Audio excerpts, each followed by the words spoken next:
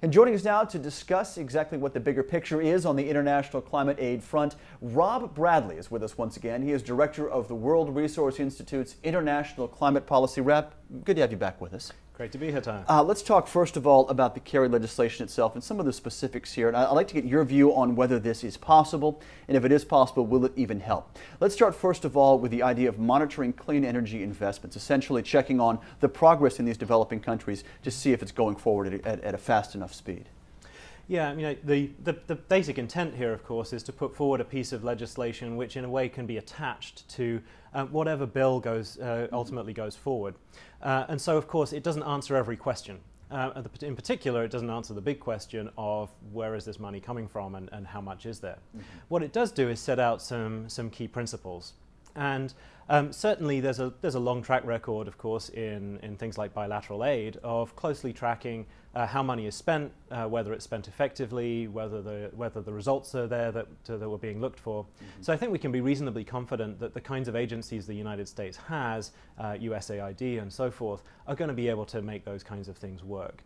Mm-hmm. What's important about this is that going into the Copenhagen meeting, the intent of this from the Senate is to give a clear signal to the international community that this dimension of climate change and the need to provide finance, particularly for the poorest and most vulnerable, to deal with the impacts of climate change, that those things are on the table in the United States mm-hmm. discussion and that's not forgotten. There were some complaints, Rob, internationally about earlier climate legislation in the House and the scent of protectionism, if that's a fair way to put it. This particular proposal includes this board that would protect what it calls U.S. intellectual property rights. Mm-hmm. Does that get into protectionism as well? I think it's there as a reassurance. Certainly U.S. companies don't want to feel that U.S. money is being spent on the kinds of things that might threaten their intellectual property rights. Mm-hmm. But the main thing is that this is not a broad-ranging provision. It simply says, when the U.S. is paying for something, it's not going to pay for something that ends up with intellectual property violations. Mm-hmm. I think taken on its face, therefore, that's just fairly common sense. You mentioned the issue of monitoring and the fact that the U.S. is well equipped to do that. This bill specifically talks about the State Department having to report to Congress on rapidly developing nations, their efforts to turn to low-carbon alternatives. Is this under the same umbrella in your mind as clean energy technology in terms of the ease in monitoring it, or is this getting into verifying emissions cuts and other offsets? There we're getting into something a little bit broader. Mm-hmm. So the context here, of course, is that a lot of countries are really stepping up to the plate now, and we're seeing China, India, Brazil, Mexico, South Korea, as well as the industrialized countries really putting fairly ambitious sets of actions and targets on the table. One of the things that still gives a lot of people pause in the Senate is, all right, but how seriously can we take the data and so on that are being reported out of those countries? Mm-hmm. Essentially what this does is lay the responsibility at the State Department's feet for answering that question. And it is an important question, right? There's no doubt that a lot of improvements are going to be needed in the kind of data that we're getting out of a lot of countries.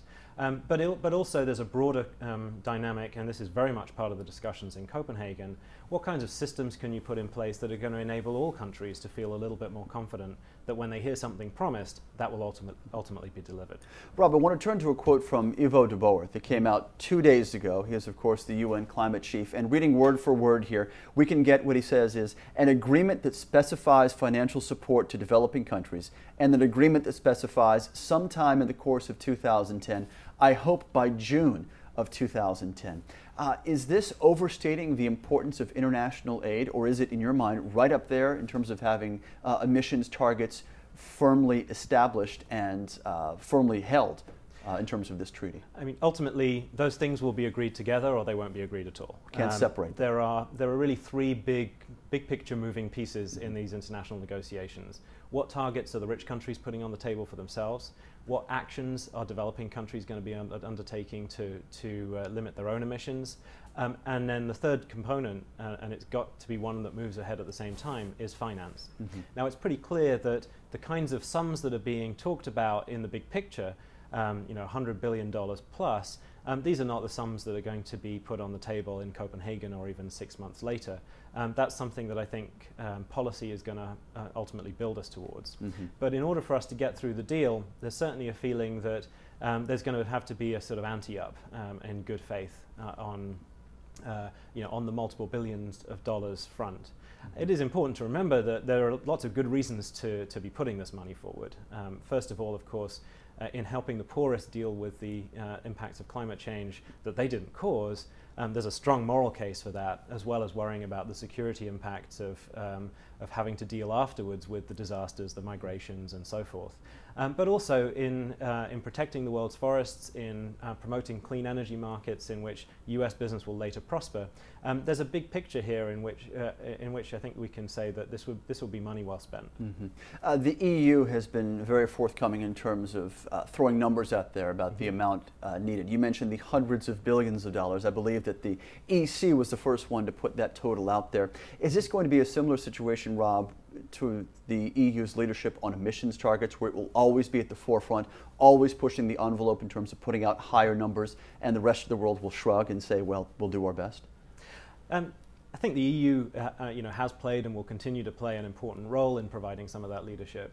I do think that on a range of the other actions, especially on mitigation, other countries are starting to step up and to see that matched. Certainly the conversations here in the US give us some hope that the US is going to be right up there as well. But equally, the likes of China are starting to put pretty ambitious actions forward. Now, the EU is pledging some fairly significant amounts of money. Certainly, some of the member states are the Germans and the Brits and so forth. But a parliamentary system allows those governments to be a little bit more forthcoming up front, if you like, about what they can commit to. If Gordon Brown says, I'm going to put X billion on the table, he can be reasonably confident that he's going to be able to do that.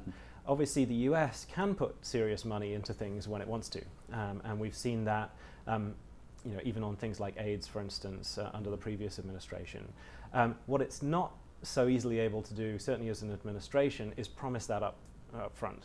And so, the administration's certainly trying to walk a line at the moment, which gives it enough wiggle room in terms of being able to put something serious on the table, but at the same time doesn't leave Congress feeling that it's being preempted. Like proposing a 17% cut when Senate legislation hasn't been drawn up yet. I understand exactly the example you're pointing to. Final topic I want to bring up with you, Rob, is a little bit off subject, but you received your master's degree in environmental sciences from the University of East Anglia, which over the last 3 weeks everyone has heard. If it's not front of mind, it's something that's at least passed through the conversation with the issue of hacked emails regarding climate issues.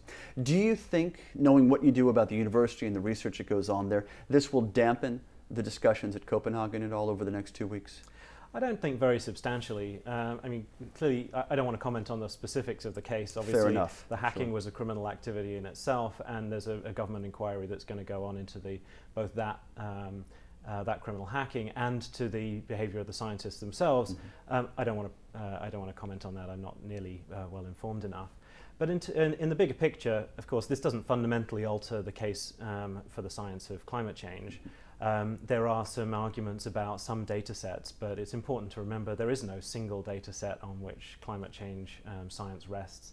This is a huge scientific undertaking that's been taken forward by multiple players in multiple countries over many, many years, and relies on lots of different data sets that are completely independent of them. So, one set of people might be basing their temperature charts on tree rings, another on ice core samples, another on satellites, and those things complement and cross-check each other. But that basic case is not being undermined. Now, will some people make a lot of song and dance about it? Probably. The Saudi Arabian negotiator has said that he intends to do that. But there is always a lot of sound and fury around these conferences, and people looking for a news angle. It still will be a friendly audience in Copenhagen, nonetheless, I'm sure. That's right. Rob Bradley is director of WRI's International Climate Policy Division and a regular guest here on Clean Skies News. Rob, it's good to have you with us, and we'll see you next week in Denmark. Look forward to it. All right, thanks so much, Rob.